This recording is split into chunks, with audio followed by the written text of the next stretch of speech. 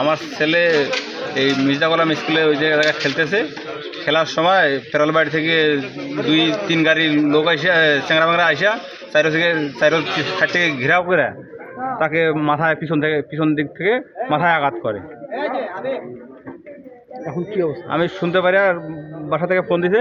আমি দেবীগঞ্জে ছিলাম, আইসা দেখি যে এই জায়গায় আনছে। স্যার দেখলো, স্যার দেখার পরে তারপরে স্যারের সামনেই বমি করে ফেললো। আমি এইটার সুষ্ঠু বিচার চাই।